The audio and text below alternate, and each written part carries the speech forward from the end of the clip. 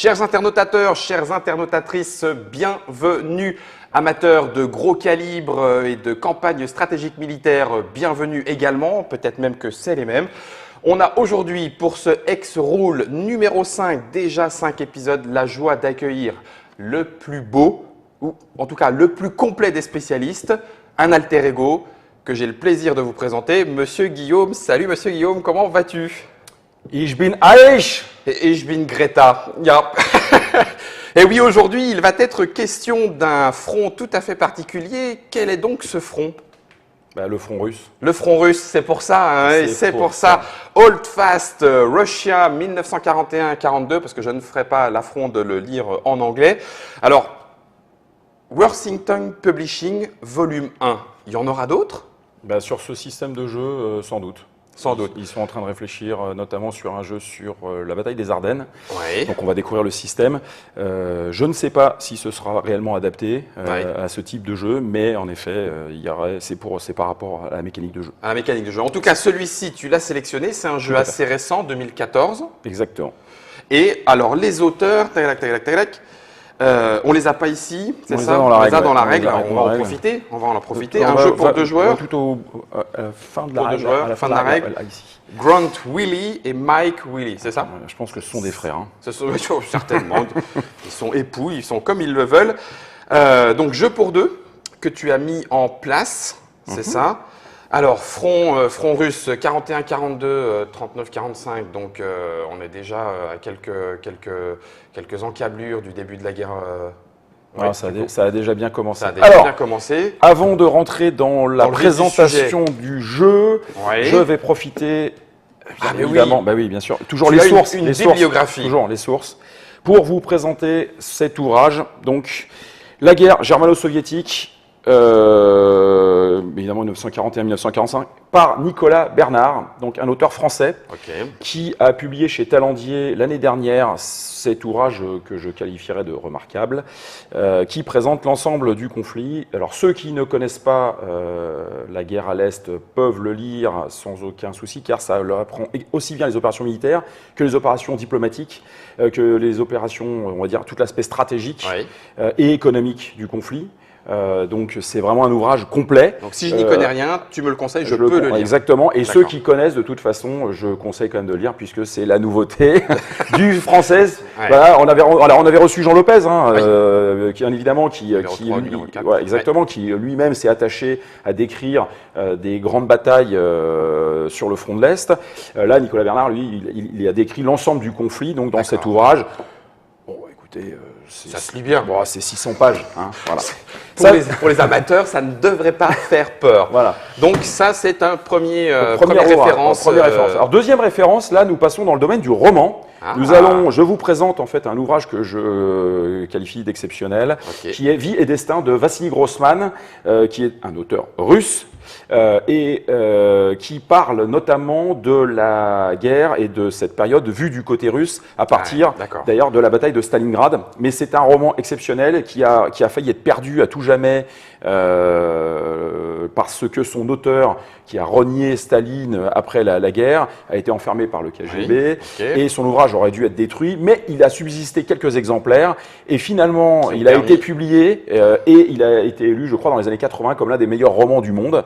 Et je vous le conseille. Alors c'est vrai que c'est là encore quelques 700 pages, mais c'est exceptionnel justement sur la description notamment de la vie durant la guerre côté russe. C'est un roman, mais vous avez notamment des scènes de bravoure assez incroyables sur la première centaine de pages de ce qui se passe à Stalingrad.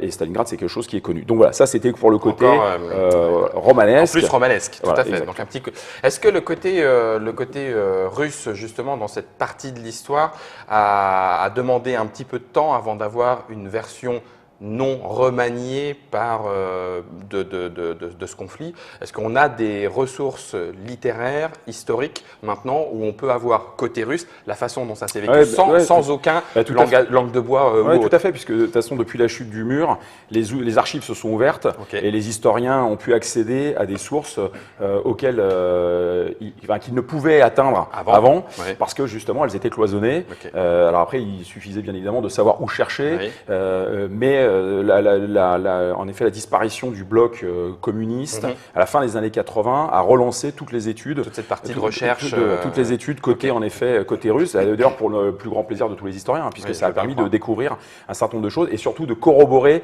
un certain nombre d'hypothèses d'un autre côté, qui avaient été voilà, soumises, qui avaient été établies et donc, notamment voilà, Jean Lopez on a pu faire ses recherches. Il nous en parlait et ça fait aussi la joie. Effectivement, des wargamers, puisque ça permet du coup de relancer l'intérêt et puis la précision historique. Alors là, je le disais tout à l'heure, on est donc dans un jeu uniquement à 2. En duel. Uniquement à 2, en duel. Armée allemande contre armée russe. On a une règle du jeu, alors tu m'en parlais un petit peu hors émission, relativement simple. C'est très bien.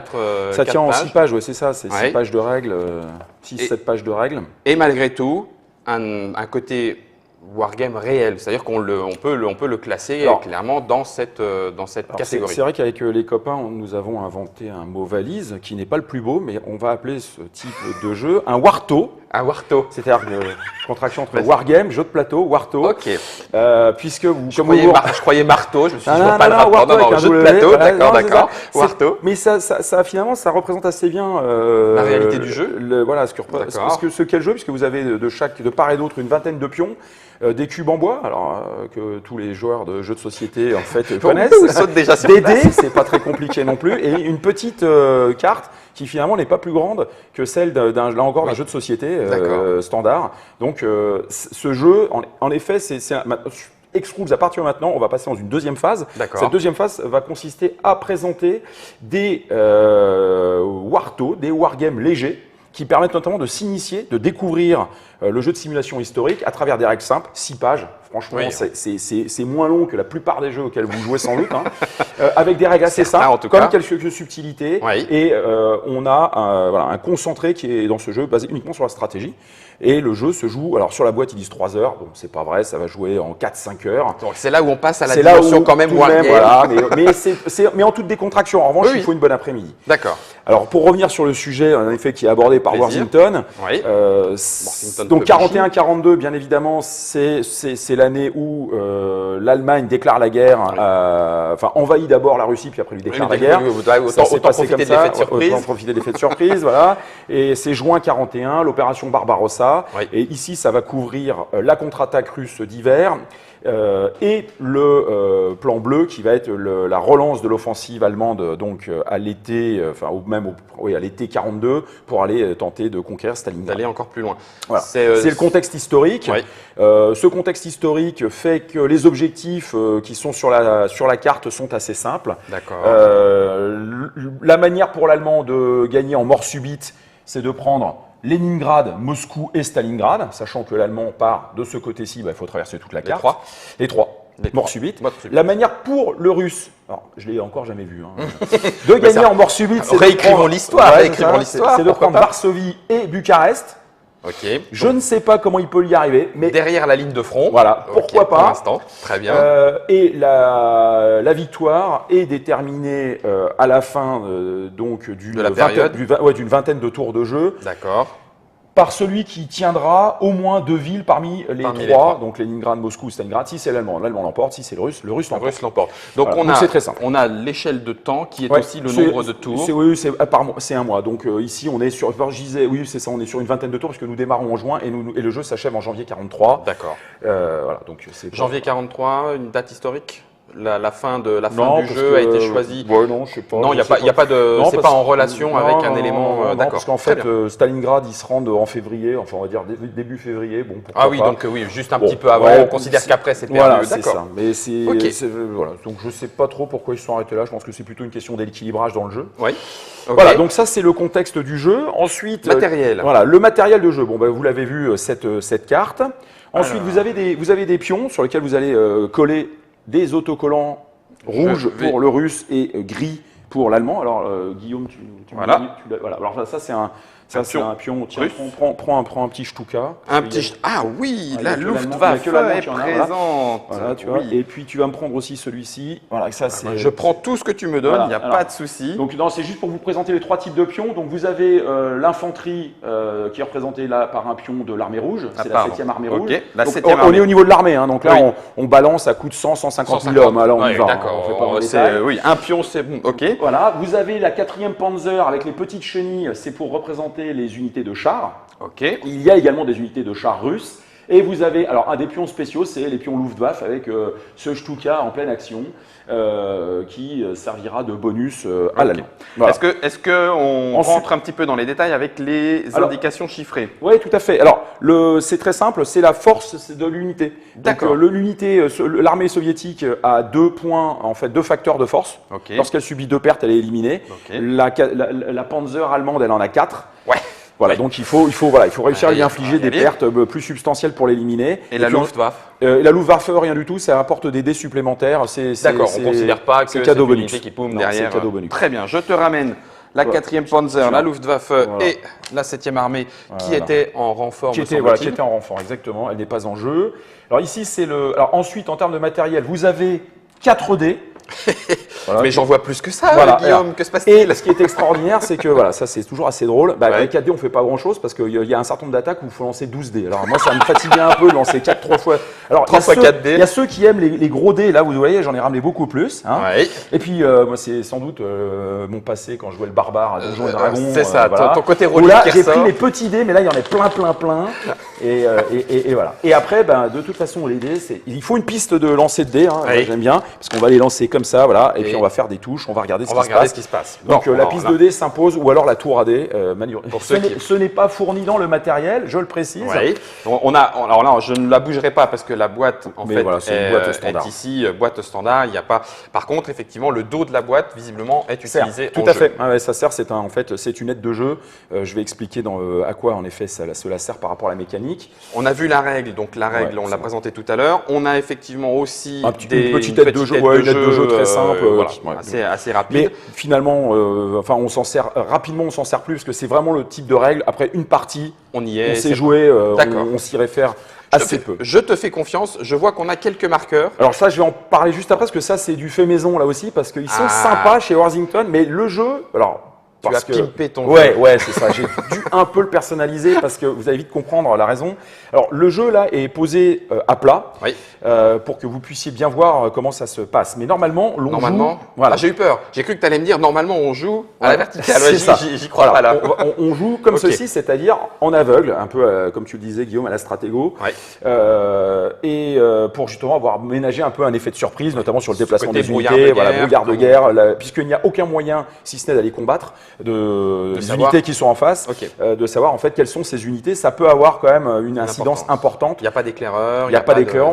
On n'est pas dans Stratego. Même si c'est presque l'esprit. Je demande. Donc là, pour des questions de visibilité, est-ce qu'on les joue comme ça tout le temps ou juste le temps de montrer et ensuite on les relèvera? Non. Alors en jeu, bien évidemment, tous les pions sont dressés. D'accord.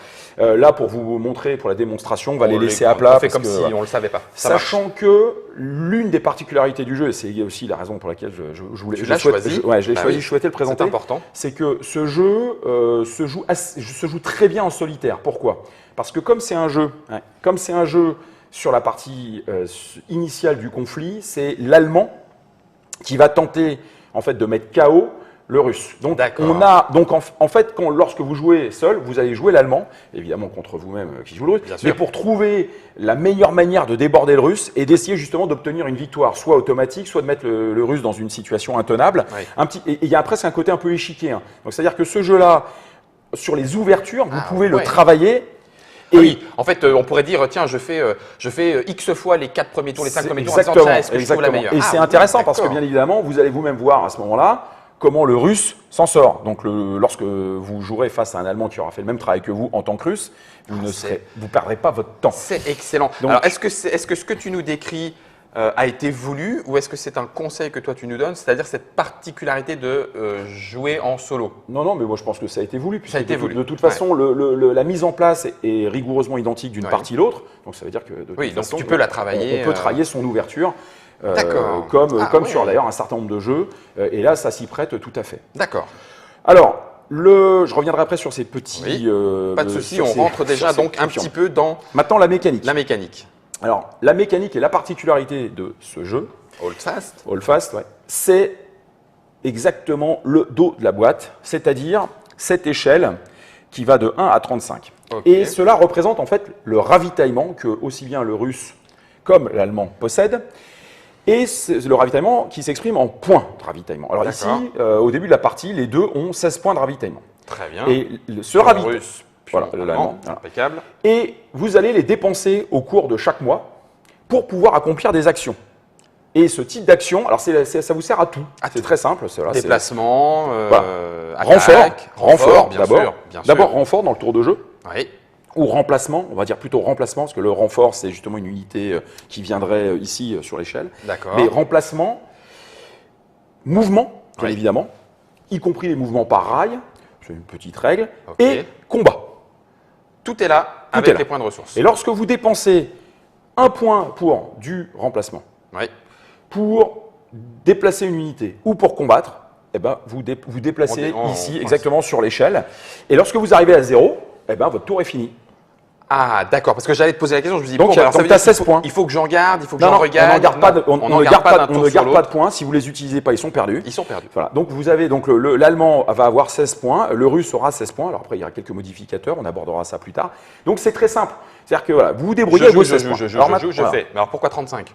Parce qu'en fait, il y a certains moments où on peut avoir des points supplémentaires. Merci. Alors, je n'ai pas encore trouvé comment on montait en fait à 35. Mais il doit y avoir une astuce. Non, je ne sais pas. Je pense qu'ils ont voulu compléter le dos de la boîte parce que je ne sais pas comment on fait. Parce que dans le meilleur des cas, l'allemand peut monter à 26.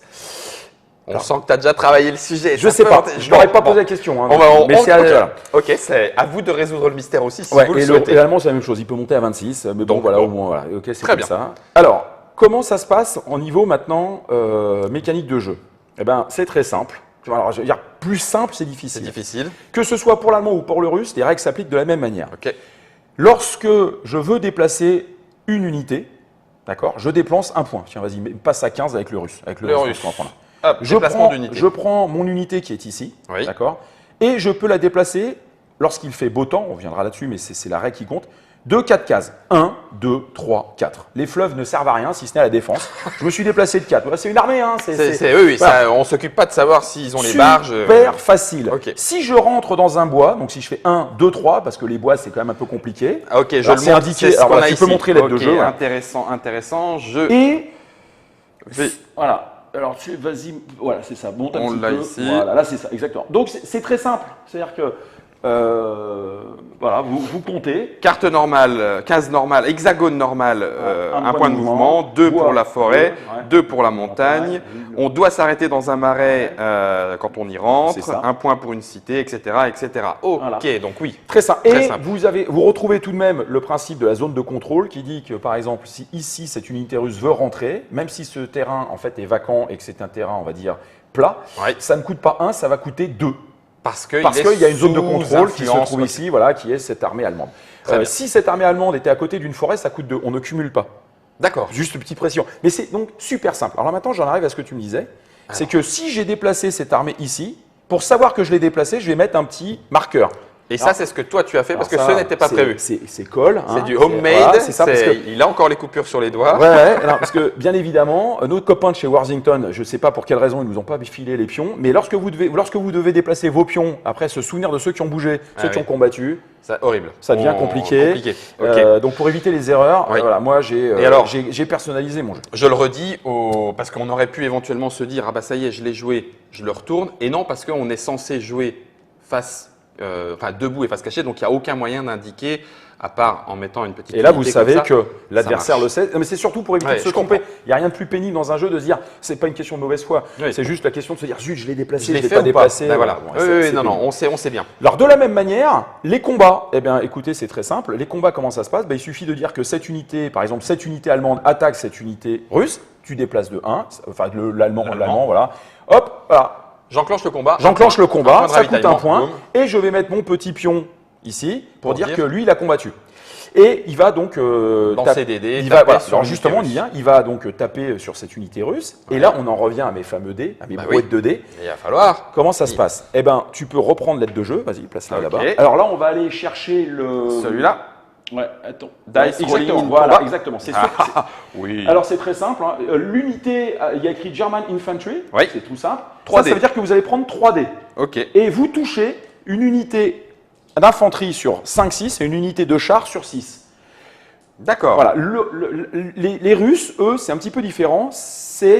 Ils lancent le nombre de dés équivalent à leur force. D'accord. Donc là, l'Allemand vaut 4, mais il lancera toujours 3 dés. Alors que le Russe, si son armée vaut 2, il lancera 2 dés. Si elle vaut 3, il lancera 3 dés. Il y a même des armées de la garde qui valent 4, on y lance 4 dés. Alors regarde Guillaume, donc je prends mes 3 dés et je les lance. Et là, c'est un superbe échec. A fail. Voilà. Ok. Donc la particularité, c'est que bien évidemment, on peut attaquer à plus nombreux. Ah. Et oui. D'accord. Et c'est ce qui permet justement de faire des assauts massifs. C'est que si je dépense 1, c'est pour une comme pour plusieurs attaques. Donc par exemple, je pourrais décider, mais alors vraiment pour être sûr. Hein, oui, c'est. Voilà. Donc ça me coûte toujours 1, mais je vais lancer 3 et 3, 6 et 3, 9, 12 dés.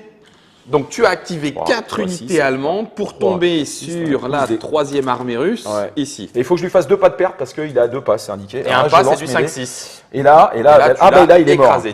Tu lui as roulé dessus. Mais j'ai mis 12 dés. Mais tu as mis 12 dés. Ça veut dire que ces unités ne serviront pas à autre chose. Alors j'allais te poser la question, est-ce qu'une unité qui a attaqué ne peut plus bouger? Est-ce qu'une unité qui a bougé ne peut plus attaquer? Ben non. On est d'accord. C'est tout l'intérêt du jeu, c'est toute l'interaction du jeu, c'est qu'une unité ne peut attaquer qu'une seule fois par tour, une unité ne peut bouger qu'une seule fois par tour. Et ça ne cumule pas? Et ça ne cumule pas, c'est juste, d'où l'intérêt des marqueurs. Ça signifie que pendant votre tour de jeu, les 16 points que vous allez utiliser, vous allez pouvoir attaquer, ensuite vous déplacer, ou alors vous allez pouvoir vous déplacer et ensuite attaquer, et vous le faites dans l'ordre de votre choix. Donc ça vous donne une souplesse totale dans en fait votre stratégie. C'est-à-dire qu'en fonction de ce qui va se passer lors des résultats de vos actions, vous allez pouvoir vous adapter immédiatement. Pour les actions suivantes. On n'est pas du tout dans le système je me déplace, je combats. On est dans un système où je me déplace avec certaines unités, je combats ou pas, puisque ça brûle bien évidemment du ravitaillement. Je peux tout à fait combattre mais pas me déplacer. D'accord. Et c'est comme ça que ça se passe. C'est ce qui donne en fait tout l'intérêt du jeu, c'est que le jeu est particulièrement interactif. Sachant que la petite particularité, c'est que dans le cadre d'un combat, l'unité qui est attaquée se défend également. Donc il peut vous mettre des pertes. Il lance des Donc là, tu aurais roulé 2 dés. 2 dés, histoire de voir comment derrière c'est pas histoire de voir, pu... c'est que tu te défends. Bah oui, j'essaye. Donc voilà, évidemment. Pas non plus. Par contre, alors attends, juste, je te coupe sur l'activation. Tu disais tout à l'heure, les 16 points de ravitaillement vont être dépensés par le Russe complètement. Oui, il fait ou pas complètement, mais j'ai oui, non, mais on va le faire. Mais ce que je veux dire, c'est qu'il n'y a pas d'activation alternée. Tu joues 3 points, je joue 2 points. D'accord. Toujours l'Allemand joue toujours en premier et le Russe suit. Ouais, donc il va falloir vraiment qu'il encaisse. Ah, au début, il encaisse. Au début, ça mange. Il mange. Alors après, quelques petites règles supplémentaires.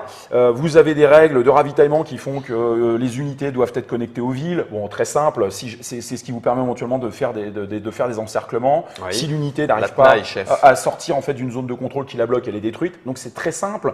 Ensuite, vous avez pour l'Allemand, lorsqu'il fait beau temps, je reviendrai sur le temps, 3 pions Stuka qui lui permettent d'avoir des dés supplémentaires. C'est pour signifier la suprématie de la Luftwaffe en fait dans le ciel. Voilà, au début du conflit. Ensuite, justement, le temps peut être du beau temps, de mud, c'est tout ce qui est boue, c'est tout ce qui est Rasputin. Ah oui, humide, enfin. Et ensuite de la neige. La neige. Et là, bien évidemment, c'est très compliqué pour notamment l'Allemand parce qu'il va devoir lancer des dés qui vont lui faire baisser son ravitaillement, mais il ne sait pas de combien. Donc, ça va forcément avoir un impact. Et en plus, lorsqu'il fait mauvais temps, de toute façon, il n'y a plus de Stuka. Et après, il y a des petites règles comme le fait que lorsqu'au premier tour de neige, c'est un tour de bonus pour le Russe qui va avoir du ravitaillement supplémentaire. Souvent, c'est à ce moment-là qu'il arrive à contrer l'avance allemande. Et l'Allemand, lui, au premier tour de beau temps de l'année 42, récupère lui-même du ravitaillement, ce qui lui permet justement de relancer son offensive. Donc ça essaie un petit peu de garder l'historicité, notamment des coups de boutoir qui avaient été délivrés par les deux camps. Alors après, vous retrouvez des Finlandais qui sont en haut face à Leningrad, ce qui était le cas. Quelques Roumains qui apparaissent bien évidemment, puisqu'il y a quand même… Mais pas de règle particulière. Aucune règle particulière, non, on est dans du très grand stratégique. Et le but du jeu, bien évidemment, c'est de dérouler. Sachant que les renforts, notamment, ou les unités reconstituées, lorsqu'elles sont détruites, ne peuvent apparaître que dans les villes. Alors Oui. ça, c'est un point important parce que ça signifie que si l'Allemand prend Odessa, bien évidemment, le Russe ne peut plus y construire d'unités. Ok. Il va être obligé de les construire de D'aller plus en plus loin. Ah, Ce oui, qui, à la ouais. fin, sera de toute façon un avantage parce que pour protéger les 3 villes qui sont proches du bord de carte, il il va pourra les faire défendre revenir, par là. puis il pourra les faire revenir assez vite. D'accord. Alors le dernier point, c'est que vous avez Sébastopol, donc Leningrad, Moscou et Stalingrad qui ont une grosse étoile rouge Oui. avec un chiffre. Alors lorsque l'Allemand prend ces villes, Oui. l'intérêt c'est que ça va baisser le potentiel de ravitaillement du Russe. Ouch. Donc prendre Leningrad, c'est intéressant parce que au lieu de démarrer à 16, le Russe démarre à 14. 14. Si on prend Leningrad et Sébastopol, qui n'a aucun intérêt stratégique pour la victoire, mais c'est un point de moins. Un point de moins. Voilà. Ce qui pourrait donner envie de faire le petit détour Exactement, éventuellement. exactement. D'accord. Alors, et ensuite, toujours dans ces petites règles, lorsque vous défendez dans une ville, vous avez un petit bonus, bon, c'est pas anecdotique, Oui, mais ça approche pas qui est grand-chose. indiqué En revanche, sur l'aide ouais, de en jeu. revanche, lorsque vous défendez dans ce qu'ils appellent une forteresse, c'est-à-dire les 4 villes avec les étoiles, Ok. là, vous lancez beaucoup plus de dés en défense, Trois. plus 3. Plus Donc, c'est-à-dire 3 que dés. si vous mettez Ah une oui. grosse unité à 3 ou à 4, vous allez lancer 7 dés en défense. De base. Donc de toute façon, ça va pas forcément rendre l'unité plus difficile, on va dire, à détruire, mais en revanche, elle va vous infliger beaucoup plus de pertes ouais, en derrière. défense. Donc ça veut dire qu'en tant qu'Allemand, puisque vous avez bien compris avec le petit système où on fait pivoter les unités, si vous avez une Allemande à 3 et qu'elle prend 3 pertes, elle est détruite. Ouais. Et ça coûte relativement cher à reconstruire revenir. et à faire revenir, et ça oui. va vous compter les points de ravitaillement. Ah oui. Donc ce qui se passe, c'est qu'après, le système de jeu fait qu'au début, le Russe, bien évidemment, prend des pertes. Oui. Il passe quasiment son temps à reconstruire, à saupoudrer dans les villes, à essayer de construire une ligne quand même pour Oui. tenir Pour face tenir le plus à longtemps l'Allemand. possible. L'Allemand, lui, il essaie d'avancer le plus possible, il encaisse des pertes. Ouais. Et puis le but du Russe, justement, à un moment, c'est de casser les petites unités allemandes qui commencent à être affaiblies pour Ouais. les obliger à repartir au bout de la carte, parce qu'elles partent de Varsovie ou de Bucarest, Tout ou le de temps. Königsberg, tout le temps. D'accord. Bah oui, on peut pas recruter de l'Allemand à Smolensk. Hein, tu vois, Excuse-moi, je n'aurais même pas dû demander. Tu as C'était assez rare. Et forcément, c'est ce qui va ralentir l'Allemand, parce Oui. qu'il va devoir reconstruire en fait ses unités, sachant que, bien évidemment, comme je l'avais signalé, vous avez une première phase qui est cette phase de renfort, de remplacement, qui permet aussi de reconstruire des unités sur le front, mais avec en fait certains modérateurs. Oui. On a fait le tour. On a fait le tour, jeu très simple. Donc ce que je Ah propose, parce que Guillaume il est chaud bouillant. Ah ouais, tout moi à l'heure. je vais jouer l'allemand là-bas. Ouais, Tu veux il bien était- ouais, ouais, Tu me laisses c'est exactement. Je vais c'est tenter ça. le Non, coup non, de mais bif. il faut. Pour vous montrer justement cette mécanique de jeu, Ouais. qui est tout à fait abordable. Alors, sur la boîte, il précise 13 ans. Bon, je pense que c'est pour des questions légales. Parce qu'aux D'accord. États-Unis, il faut faire très Oui. attention, en effet, par Aux- des questions légales. Aux composants. Aux composants. Si c'est en dessous de 13 ans. En dessous de 13 ans, Ok. vous avez des obligations légales très particulières. Donc en France, c'est pas tout à fait le même système. Un enfant de 10 ans, 10-11 ans peut jouer. éventuellement, Non, mais il peut jouer. Le niveau de complexité est vraiment tout à fait abordable et on va le montrer. On va le démontrer tout de On suite. va le vu démontrer que tout je de suite. suis d'un niveau d'enfant tout à fait abordable. Alors, Mais il n'y a non. pas de, il y a pas de langage sur le jeu, donc une fois encore, voilà, il n'y a pas à partir du moment où l'adulte explique les règles Ah oui, à son collègue de jeu, ça peut se dérouler sans aucun problème. Alors c'est le premier tour, c'est le tour donc de juin 41. On va juste Juin faire 41. un tour côté allemand pour vous montrer justement comment ça déroule. Juin 41, c'est le tour de l'allemand. Il a 16 points de 16 points de ravitaillement. Et il va falloir qu'il organise en effet sa tentative de percée du front russe avec ses 16 points de ravitaillement. Ok. Alors, tu me dis ce que tu veux faire. Alors, point très important, c'est on fait ce qu'on veut. C'est-à-dire qu'on peut déplacer une unité, en déplacer une autre, en faire combattre une troisième, profiter de la brèche qui a été faite pour déplacer une unité dans le trou. Oui. Ça demande un peu de souplesse. C'est Voilà. ça. Voilà, tu On me a dis- une espèce de liberté auquel on Ouais. n'est pas forcément habitué et qu'il va falloir gérer. Voilà. Donc tu me dis et Tu officies. Et j'officie exactement. Alors que Bien. veux-tu faire? Alors, je voudrais percer Ouais. au centre. Ouais. Donc, je vais utiliser mes panzers et ma 6e armée sur celle-ci. Alors, la deuxième Panzer, donc qui est une grosse unité, Ouais, qui 4D. est à pleine force, qui a 4. Comme ce sont des chars, Vas-y. comme ce sont des chars, c'est 4D. Alors tu prends 4D, tu mets 4D. Par de contre, côté. ça me coûte. Non, non, pour le moment, on va voir juste après. Tu vois. D'accord. Prends 4D, voilà. 4D. Voilà, tu les poses là. Non, tu les lances pas. Voilà. Ensuite, tu m'as dit que tu combattais avec la 6e armée. Oui. C'est une unité d'infanterie, c'est 3D, 3D, une unité de toute d'infanterie. façon. Même si elle est à 4, c'est 3D. Voilà. Donc là, tu es à 7D. On va placer 2 petits marqueurs. Oui. Je les ai activés. Tu les as activés. Et une attaque, comme on l'a vu, ça coûte un ravitaillement. Donc tu passes à 15 et non pas à 14. Et non pas à 14. Voilà, Bien point vu, important. j'allais faire l'erreur. Voilà. Maintenant, veux-tu mettre un Stuka pour plus de dés pour être certain de rentrer. Sachant que tu lui infliges un pas de perte sur un 5 ou 6, Ouais. et si tu lui infliges 2 pas de perte, il explose. Il explose. Donc, Avec 7 j'ai dés confiance. pour toucher sur 5-6, ça devrait passer. Ça Vas-y, devrait roule passer. les dés. Oui. Alors voilà, c'est exactement ça. Hop, il y a 2-5. 2-5, ça signifie que l'armée russe ici est détruite puisqu'elle avait 2 pas de perte. Donc D'accord. elle est cassée en 2. Elle est cassée. En revanche, elle peut se défendre et elle se Oui. défend à 2 dés. Pourquoi? Parce que c'est un facteur 2. Alors moi, je roule 2 et voilà. Et je fais 5 et 1. Le 1 est un échec quoi qu'il arrive. Le 5 me permet de toucher uniquement des unités d'infanterie. Comme tu as un char, je ne peux pas lui infliger une perte. Je lui aurais infligé une perte automatiquement sur un 6. Donc D'accord. c'est automatiquement L'unité l'unité d'infanterie qui passe à 3 et donc qui subit une première perte. Alors, en cas de perte multiple, est-ce que c'est toi qui C'est décides toi de qui la décides. répartition? Ouais, tu décides. Sauf sur les 6, quand il y a du char, c'est obligatoirement le char qui Obligatoirement prend. le char. Ah, Sinon, lui, c'est il prend celui tout. qui a lancé les dés Ouais. qui décide à qui. Non, c'est celui qui appartient à l'unité qui décide. D'accord, T'encaisses, j'aurais pu dire, ah t'encaisses. bah oui, tiens, c'est lui. Ouais, t'encaisses. Très bien. Donc ces deux-là ont combattu, mais ils ne se sont pas déplacés. Donc par exemple, maintenant, tu pourrais faire une exploitation avec ton char, Oui. puisque le char se déplace de 6. L'infanterie, c'est 4, le char, c'est 6. Donc tu pourrais faire par exemple 2, puisque même s'il y a une zone de contrôle, c'est le maximum, c'est 2. C'est 2. 4 et 6 ou 2, 4, 6. 6. Sachant qu'après, ton intérêt, bien évidemment, c'est de ne pas te retrouver isolé. Eh bien, c'est pour ça. Donc, je vais faire un 2, 4, 6. Alors tu viens faire 2, 4, 6 ici. Oui. Bon, ok. Donc 1. Tu baisses de 1 en revanche là, parce que là, tu t'es déplacé. Et je mets un petit Marqueur. marqueur avec plus de gasoil. Donc, terminé. Ah lui, c'est fini. Combat. Ah Et bah, les il est déplacements, terminé, lui. terminé. Il a tout donné. Lui a combattu, Mais il ne s'est pas encore mais il ne déplacé. s'est pas encore déplacé. Voilà, mais après, tu je peux peux faire d'autres. attendre. Ah ouais, tu peux voilà. faire autre chose. C'est très, très Alors bon. on peut sauter par deux. Enfin, on peut passer sur une case. Sûr, mais d'accord. on n'a pas le droit de Ce s'arrêter, n'est- comme vous l'avez vu. ce n'est C'est pas un bloc bloquant. par hexagone. Oui, Donc par c'est exemple, pas ce bloquant. char, tu peux le déplacer, faire 2, 4, 6 et Ouais. combattre ici en tenaille C'est avec, très bon. avec lui. Mais en fait, je vais faire 2, 2, 4, 4, 6. 6. Alors là, attention, il Lui, il a s'est déplacé. déplacé marqueur. Voilà, comme ça, on ne se trompe pas. Hein. Et où est-ce que je... Ouais, je vais le couper en deux complètement. Là, tu peux J'attaque exploser ici. celui-là. Alors, très bon, bon choix, parce qu'on va voir comment ça se passe. Oh, Ici, merci, monsieur non, Guillaume. non, Ça prends fait tes plaisir. 4D, prends tes 4D. Donc- Non, bon choix d'exemple. Je sais pas s'il aurait fait ça. Mais... Allez, prends tes 4D. Très Alors, Donc ça, c'est 4 dés parce que c'est le char. Comme tu attaques dans une forêt, tu as moins un dé parce que tu es un chenillé. Ok. Donc tu auras que 3 dés. Ouais, c'est moins un moins Voilà, bon choix tout d'un voilà. coup. Alors, Est-ce que je peux bien décider sûr, ouais, tout à d'attaquer fait, avec ouais, celle-ci? t'attaques avec lui. Alors là, tu prends 3 dés. Mais comme tu es derrière un fleuve, c'est l'intérêt des fleuves, retires un dé. Ah oui. ok. Donc voilà. Donc D'accord. tu es à en fait maintenant 5 dés au lieu de 7. Ça aurait pu Tu être baisses de 1. Plus malin. Tu baisses de Je 1. baisse de 1. Alors veux-tu mettre un petit avion? Oui. Tu mets un avion, donc le shtouk, hop, on le retourne, tu prends 2 dés de plus. Clac. Tu lances tes dés, 7 Et dés, on est c'est bon. parti. Allez. Eh bien, c'est dommage. Ruski, Purée.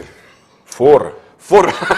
Donc, Ça- les Russes de la 4e armée, alors eux, ils ont déjà l'ordre de Lénine, hein, c'est sûr. Ouais, c'est clair. Ils ont tenu dans les bois, là, du côté de, je sais pas où, Brest-Litovsk, j'imagine. Ouais. Et ils ont encaissé une perte, mais surtout, ce qui est important, c'est qu'ils ne sont pas morts. En revanche, là, il y a une première conséquence par ce mouvement, Oui. c'est que même si vous êtes dans des marais, là encore, hein, c'est vraiment un jeu stratégique. Ici, le ravitaillement est coupé, D'accord. puisqu'il y a une zone de contrôle qu'ils exercent. C'est-à-dire que si le Russe, à la fin du tour, n'a pas réussi à déployer son unité pour aller récupérer du ravitaillement, il meurt. D'accord. C'est valable aussi pour l'Allemand. C'est l'intérêt de l'Allemand de réussir à faire des tenailles au début, Oui. mais c'est à la fin du tour du Russe. Donc de toute façon, ce sera à la fin de mon tour. En revanche, si à D'accord. la fin de ton tour, tu as une unité qui est isolée, Oui. par exemple, si ces deux-là, ici, tu n'as plus de ravitaillement, Elle est ils meurent. coincée, Hein. elle Donc, meurt. il va falloir que tu fasses Ouais, le il va ménage. falloir faire le ménage. Mais c'est voilà, c'est une petite règle. Alors maintenant, je me défends, moi. Bah deux oui, dés. je sais bien. Et là, je vais te faire mal. là. Mais non. Prends deux. Eh ben non, je te fais mal. Oui. Non, La- j'ai perdu les canons là. La médaille de Ouais. Léline, c'est Ah pas pour si, tout de Lénine suite. quand même pour C'est- la, c'est pour pas la pour tout de suite, résistance. C'est pas pour Voilà. tout de suite. Alors quoi d'autre? Quoi d'autre On va quand même s'occuper de ce point-là. Pas idiot. Et on va prendre les deux armées, donc les Roumains. Alors tu peux aussi déplacer ce type ici pour le faire combattre à trois armées. Hein. Non, on va s'en occuper. Pas tout de suite. Bon, alors, Deux. combat, donc, Ouais. donc les deux combattent, Les deux combats, ça fait un point. donc un point. Alors tu vas prendre 3 dés pour l'Allemand, 2 points pour le Roumain. Ah oui, les Roumains, c'est comme les Finlandais, ils sont moins bien Pas- équipés les gars. D'accord, c'est une question d'équipement, ça Voilà, n'a aucun... c'est ça. Avion ou pas avion? Là, Oui, t'es- avion. Un avion. Allez. Ok, c'est parti, donc 2 dés de plus. On est dans la plaine, donc On y a est pas à de- 7. Ok. Eh ben c'est mort, parce que 3 touches. Donc lui, il meurt. pouf, et tu vas faire explose, 2 touches. Et je lance 2 dés. Tu vas tenter de faire 2 Dans touches. tous les cas, je lance 2 dés. Une seule. Bah, un 6. Un 6, donc c'est Alors pas... tu choisis. Alors je pense Oui, que tu la mets oui, sur le on est roumain. d'accord, on Ouais, est d'accord. C'est le roumain qui va prendre. C'est le roumain qui a pris. Voilà. C'est juste une histoire. Non, c'est le jeu. C'est le roumain qui a pris. C'est le roumain. Roumain Capri. Eh oui, Toc. c'est ça. Toc. Ok, Alors, on va continuer. Bah ouais. Ah oui, ça c'est génial parce que vraiment tu peux faire tout ce que tu veux. ouais, tu peux après déplacer tes gars, mais ils n'ont qu'une seule action. Combattre depuis un marais, c'est moins un dé, donc ça c'est moins drôle. Il va falloir que. Bon, je tente ma chance. Ici, si tu mets personne, tes gars, ils sont morts. Oui, hein. c'est pour ça. Donc, 1, pas de zone d'influence. Ah non, rien du tout. 2, 3. Ouais. Ok, je m'arrête. Ouais. Donc lui il s'est déplacé, 1 point. Ouais. On est d'accord. Et tu tapes sur Attaque. et tu tapes sur ce qui reste Ouais. du russe dans les bois. Alors là, c'est 3D. Tu veux remettre un avion? Et je remets un avion. Avec les avions. Je sais, j'en ai plus. Bah oui. T'as dépensé là. Tout ça pour 5 dés. Tout ça pour pour 5 faire dés, un 5 ou un 6. Ah ouais, 5. Bah, vas-y. Yes. Bon, écoute, on va faire comme ça. Même pas, Donc, de toute façon, même. voilà. Yes. Pouf, lui, il explose. Et t'as un dé. Et j'ai non 2 dés, 2 dés. C'est ce que je Ah, même disais. si ça force. C'est sa force initiale qui compte. C'est pour ça que les unités russes à 3 ou 4, quand vous les voyez arriver sur le jeu, Ah oui, c'est plus c'est la moins même. drôle. C'est plus la même. Eh ben raté. non. Voilà. Merci, Donc Guillaume. bon, ils ont eu l'ordre de Lénine, mais pas celui de Staline. Mais c'est pas- et c'est ça. et ils sont mourus. Voilà. Hop. Donc lui, il a combattu. Et Ok. voilà. Ok. Quoi d'autre? Bon, voilà. Donc là, c'est bon. Tu as rétabli en fait le cordon. Hein, Tout à fait. logistique. Ouais. Alors, que fais-tu d'autre? Parce que là, tu as un peu fait le ménage au sud, mais au nord, non. Non, moi je m'occupe pas du Nord. Attends. C'est Leningrad là. bon, je sais Tu pas, parles. C'est quoi Leningrad pour moi? C'est rien. Ah bah, je comprends, ouais. Enfin, c'est un objectif Si. de victoire. Non, mais dans ce cas, fini au sud. Hein. C'est ce que je vais Mitraille au faire. sud. Ouais, on va mitrailler au sud. 1, 2, 3, 4. Ouais, tu sais ton maximum parce que C'est mon maximum, cette d'infanterie. unité d'infanterie. Voilà. Elle a bougé, ça me coûte 1. Ouais. On va lancer l'attaque sur la 26e avec celle-ci et celle-ci. Alors, donc 3 pour lui et 2 seulement pour la 11e armée parce qu'elle est Oui. derrière en fait. Derrière le fleuve. Le fleuve. Donc tu es en Elle est position dernière, défensive. elle est dernière en fait. 5, ça risque de faire moins mal, mais on y croit. 5 Ah, et bah, 2 6, paumes. c'est magnifique. Bon. Ah oui, donc Elle tu était parlais derrière- tout à elle était l'heure derrière le Danube, ouais. tu parlais de coup de butoir, effectivement. Ouais, et moi, je alors, défends ça- à 2. Ça perce derrière bien comme il faut. Ouh là là là là. Un 6 et un 5, Ouais, chers ouais. internotateurs. Alors, chers tu fais comme tu internotatrices. veux. Bon, tu fais 3, 4, tu fais 2 à De toute 3. façon, c'est les. C'est 2 les mêmes, mais si Oui, tu fais tout 2 à à fait. 3, tu vas pas t'en affaiblir une Non, bêtement. non. Donc là, c'est 2 paumes. Ouais, ça arrive de temps en temps. Bah oui, mais c'est normal. c'est- Ce sont les aléas. Je vous parlerai de ma partie de samedi après. Vous allez voir. Ouais, Ouais. il apprend dans la douleur, Guillaume, il faut le Ouais, savoir. c'est ça. Donc voilà. Bon, alors par contre, au tu sud. m'avais déplacé là le petit. Oui, pour tu le l'avais combat. fait Pour le combat, tu l'avais Ouais, fait. ouais. Ok. Ouais. Enfin, les Alors, internotateurs alors, vérifieront, après, mais. veux-tu les déplacer? Non. D'accord. Si, oui, allez. Oui, mais non, ça va me coûter un point. Qu'est-ce 1, que. 2, 3, 4, par exemple. 1, 2, 3, 4. Ouais, mais non, je vais pas t'ouvrir la route pour Bucarest. Mais 1, 2. Mais Bucarest, je peux pas y aller, Bucarest, parce que si je rentre, non, mais si je rentre dans les marais, je peux ne pas me déplacer. Dans les marais, t'es collé. Oui, non, mais tu peux massacrer. Éventuellement, ouais, tu me diras, bon, 3 unités. J'ai rien dit. Oui, mais non, je suis un type prudent. À 2, t'es derrière le fleuve, c'est 1 dé. Toi, t'as 3 de force. Je vois pas comment je te massacre, mais t'as Allez, raison. Hein, allez, 1, 2. Allez, Ouais, et allez, je te. 1, 2 ou 1, 2, 3, 4. Qui est-ce qui s'est pas déplacé? Lui s'est pas déplacé. 3, 4. Bon, voilà, ok. Oui, ça, Donc c'est bon, c'est un c'est seul fait. mouvement. Voilà. Après, tu peux Et ramener puis lui, Pépère. oui, Voilà. 1, 2. Voilà, 1, par 2, exemple. 3. Voilà. Alors là, vous voyez une grosse stratégie allemande sur le front, sur le sud. Sur le front central et au sud. Ouais, surtout au sud. Là. On est bien sud là. Et là, bon, ça peut Ok. vite être la fête. Quoi Alors, d'autre eh bien, écoute. C'est un peu embouteillé maintenant. Ouais, là. justement, on va laisser ça là-haut, on va Voilà, le s'occuper nord. du nord. Ouais, voilà. On va s'occuper on l'a du toujours nord, dit. forcément. Le nord. Le nord. Et puis, ça va être C'est la Coron, 16e. tout ça. Oui, bah oui, les terrils noirs. Mm. C'est qui ça? Ah, c'est la résistance du nord? Il y avait une Non, unité non, nord. mais non, c'est la réserve. Ah, d'accord, pardon, la résistance réserve, forcément. Une attaque conjointe à 8. Pourquoi Alors, 8? 3 à 6. Ouais, à 6. On est d'accord. Il Il n'y a pas de fleuve. T'as bougé là-bas? Oui, ça y est, je suis Ok. passé à 5. C'est parti. 6. Tu as tout à fait raison, on est dedans très rapidement. Ah Au point de vue des règles. on est à fond là. Et double 5. Ouais, là, ça Et se double passe 5. bien, quoi, ça se passe bien. Hop, lui, il est mort. 2 dés en défense. Clac. Et Une pan, paume. une touche. On va prendre dans la réserve, Ouais, sur la ville. Ouais, Hop, clac. boum, clac. Libère. Ça, c'est fait. Ça, c'est fait. Quoi d'autre? On va faire avancer ici Rentrer dans la ville pour un char, Non, c'est un point. Oui, c'est ça. 2, 3. 2, 3, on s'arrête, c'est un mouvement. C'est un Boum. mouvement. On pose le petit marqueur. Et puis une attaque coordonnée Avec sur la 10e, ici. char et Voilà, ici. bien sûr. Évidemment, donc là, tu prends 7D. C'est ça. Aucun 4, modificateur, 6, 7D. 7, tout va bien, pas de défense particulière. Non, non. Ouais, c'est pas mal, parce que ça veut dire quand même que effectivement. Puis là, tu me fais les pertes. Là, hein. Ouais, Là, j'espère. ça commence à tomber. J'espère, ça va tomber. Ouais. N'empêche que se placer derrière un fleuve, oui, ça sert. je veux dire, c'est aussi utile. Ça sert. Ça a été pris en compte. Et Bon, voilà, alors, triple lui, 6. Lui, il explose en vol. Voilà, boum, c'est fait. Donc, 2D, toujours. Ah, un 6 quand même. Ouais, et donc, là, c'est forcément automatiquement le char. Panzer. Ouais. D'accord. Ah, ça, c'est une bonne nouvelle parce qu'il faut les user un peu, tes chars. Je peux les. Ça se répare. Ça se répare, mais ça coûte plus cher. Ça coûte plus cher. Une infanterie, ça coûte 1 en ravitaillement. Les chars, À c'est 2. remonter. Ouais, 2. Les chars, c'est 2 pour 1. Et si jamais l'unité est détruite, le fait de remonter le premier pas, ça coûte 3. Ouais, donc il faut faire très surtout attention. pas se faire casser ces unités de chars. Pour l'allemand, mais bon, après, c'est la même chose pour le russe, mais bon. Ok, il me reste 2 points. Ouais. Donc, éventuellement. Bah, lui, il a combattu là déjà. Oui, tout à fait. Faut pas oublier. Ouais.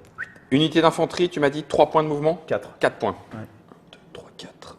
On va ramener 1, 2, 3, 3. 4, 5. Ah oui, donc je ne peux pas. Non, ou alors ça me lui, coûte. tu peux bouger, lui. Tu peux faire 1, 2. Et tu peux pas venir là parce que tu vas te retrouver bloqué. Mais tu peux faire 1, 2, voire 3, 4. Non, on va faire 1, 2. Là-bas, tu baisses de 1. Ouais, et puis on va ramener 1, 2, 3. Voilà, il te reste encore un point. Il me reste ce dernier point. Bah vas-y, cogne. Et ben cogne. Voilà.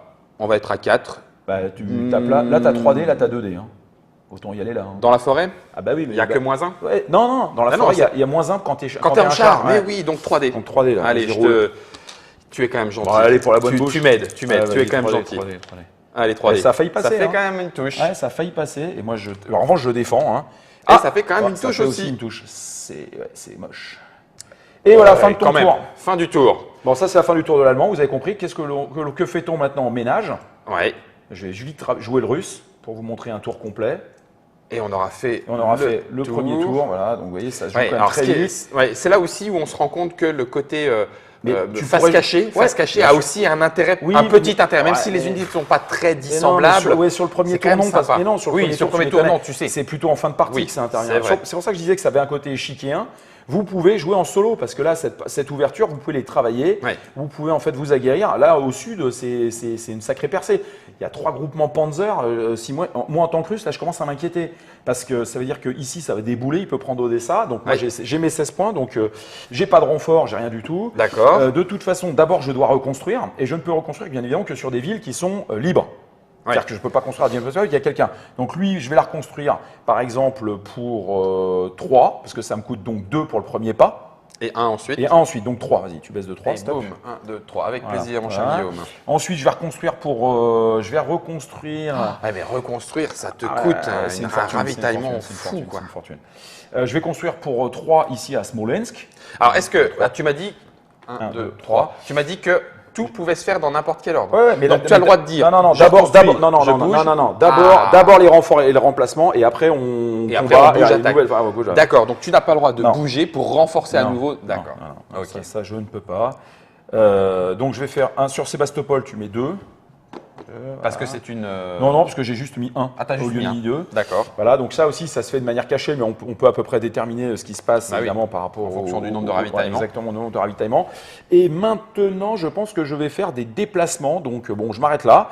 Et je vais faire des déplacements pour essayer de reconstituer un peu mon front. Oui, et éviter de me faire casser. T'as pris… voilà, donc lui, il se déplace, voilà. Donc 1. Tranquille, 1, 2. Voilà. Ici… Recule. Non, mais tu sais pas qui t'as affaire. Ici, je ne sais pas encore. Ici, ce que je vais faire, c'est que cette armée-là, elle fait 1, 2, 3, 4 pour venir là, voilà, par exemple. Un point. Ensuite, je fais venir Toto de Smolensk, 1, 2, 3, 4 pour protéger Minsk. Voilà, une baisse de 1. Traverser le fleuve. Voilà, oui, puis là, dans les bois, ça va te coûter 2 à chaque fois. Donc, tant pis pour toi. Alors, t'as le temps de venir. Ensuite, ce que je vais faire, c'est que je vais extraire mes gars ici parce que sinon ils vont tous crever. Non, mais ils peuvent pas tenir. Donc en fait, non, il n'y a aucune chance. Donc ce qui va se passer, c'est que on va faire par exemple 1, 2, 3 avec lui. Clac. Ensuite, on va passer de l'autre côté du fleuve ici. Tu vois. Ah, ça c'est bon, d'accord. Ouais. Je te l'ai mis. Ensuite, lui, je vais le faire rentrer ici. Donc tu t'arrêtes parce que c'est un arrêt. C'est ça. Ensuite, ce que je vais faire, c'est que ici, je vais faire 1, 2, 3 pour aller protéger Kiev au cas où tu me ferais quelque chose de bizarre. Et avec mon dernier point, je fais 1, 2 et je me plante derrière le fleuve. Et voilà. Et là, j'ai essayé de reconstituer voilà, j'ai reconstitué à peu près mon front. Ouais. Donc là, de toute façon, ça signifie quoi? Ça signifie que l'Allemand, pour revenir, va falloir qu'il dépense des points. Oui. Pour se déplacer. Là, pour cogner, il est complètement embouteillé. Ici, de toute façon, il va falloir qu'il dépense quelques points. Je me suis replié derrière le fleuve, il ne peut pas me déborder. Oui. Bon, alors j'ai pris des pertes, mais le Russe… Tu as fait avec. Mais c'est ce que tu disais. C'est là aussi où on voit que tu connais le jeu, tu as joué plus rapidement. Il n'empêche que dans la situation, le joueur russe là devait accuser le coup et refaire en conséquence. C'est pas la peine de repartir à la bataille. Le Russe au début, en fait, justement, c'est intéressant bien évidemment, puisque ce sont deux styles de jeu totalement différents. L'Allemand hyper offensif, surtout pendant lors des presque la moitié, voire les 2 tiers de la partie. Le Russe qui doit vraiment gérer, en effet, ses ressources, se stabiliser, empêcher l'Allemand de progresser, sachant que si à partir de, on va dire, octobre, novembre, l'Allemand se retrouve pas à peu près déjà sur Smolensk, voire Dniepropetrovsk. Peut-être même Kharkov, enfin, la partie est quasiment perdue parce qu'après le Russe il a énormément de renforts, il a des chars qui arrivent, il a des grosses unités qui arrivent. C'est ce qu'on voit ici. Tiens, prends ces 2 unités. Voilà, là il en a quand même quelques-unes, presque une petite dizaine. Et quand elle rentre en jeu, là, comme le dit un ami, on sent le goût du fruit. Parce que, vous voyez, c'est du costaud. Hein. Donc ça, ce sont les unités de garde. Voilà, et les unités, les armées de tanks russes, c'est monstrueux. Voilà. Donc, ça veut dire qu'effectivement, malgré tout, il ne faut pas non plus que l'Allemand se repose en route s'il veut pouvoir aller jusqu'au bout. Et pour que le Russe ait une chance de l'emporter, il faut qu'il sache justement gérer cette avancée. Il faut qu'il sache gérer ses pertes, qu'il ne fasse pas n'importe quoi. Là, tu vois, je ne t'ai pas contre-attaqué. Je vais pas… Donc, voilà. Mais ce qui fait que le jeu est intéressant, c'est qu'il est asymétrique, rapide. Le Russe ne s'ennuie pas, hein, contrairement à ce qu'on pourrait imaginer. Je ne sers pas seulement de punching ball. J'ai des choix à faire et ces choix seront payants. Tiens, lui, il était là. Par la suite, c'est-à-dire dans 5, 6, peut-être même 10 tours. Mais la petite résistance sur Odessa ou sur Minsk, elle peut me faire gagner. Elle peut changer c'est ça. Elle peut changer de tour. Bon, alors, effectivement, chers internautateurs et internautatrices, on n'a pas tout à fait 4 ou 5 heures, hein, c'est ce que tu disais. On n'a pas tout à fait 4 ou 5 heures d'enregistrement pour faire la partie complète, alors que j'en ai très envie parce que forcément quand on fait un premier tour comme ça on se dit ouais allez-y, je vais la fleur au fusil, mais bon je suis un petit peu jeune Guillaume, tu vas pas m'en vouloir. Il est vert. Je suis complètement vert. En tout cas écoute Guillaume, c'était Hold Fast Russia 1941-42 chez Worthington Publishing. Exactement. Donc le volume 1 des campagnes de la Deuxième Guerre mondiale. Peut-être qu'il y aura, certainement il y aura d'autres volumes. En tout cas celui-là tu l'as sélectionné. Il a effectivement un intérêt et alors vraiment c'est ce que tu disais, on a des éléments d'un wargame, enfin en tout cas je pense pour un newbie comme je peux l'être, prise en compte de ravitaillement, quand même des éléments de terrain, de renfort, il me semble qu'on est quand même dans un niveau un petit peu au-dessus et pourtant malgré tout une simplicité, un plaisir à jouer, on a vraiment, enfin moi en tout cas, je ne sais pas vous, du côté de l'écran, on a envie de savoir jusqu'où on peut aller. Pour débuter en stratégique, le front de l'Est, 41-42 avec même des enfants de 10-11 ans. Ça roule. Et juste pour savoir, alors là du coup c'est moi qui suis curieux de façon complètement personnelle, cette petite boîte, ce petit opus coûte… Je m'y attendais. Alors moi je l'ai récupéré, je l'ai récupéré à Essen et je crois que lui il était entre 40 et 50 €. Oui, mais… C'est toujours cher parce que ce sont des petits tirages, des petites fabrications et mais ça donne envie d'en savoir plus. Je vais, si tu le veux bien, reprendre les 2 volumes que tu nous as conseillés pour en savoir un peu plus sur ce front russe Deuxième Guerre mondiale dans les années 41-42. Vassili Grossman, Vie et destin, un roman. Une fois encore, Monsieur Guillaume aura donné envie, en tout cas pour moi, à Guillaume de lire. Et puis Nicolas Bernard, on est beaucoup plus dans le traité historique, la recherche sur tout ce front. Un grand merci à toi, ça m'a fait très plaisir de faire cette première pour moi X-Roll numéro 5 à tes côtés. J'imagine que tu en as d'autres dans les cartons. Bien sûr. On va se revoir ? On va se revoir. Merci Guillaume, à vous de jouer.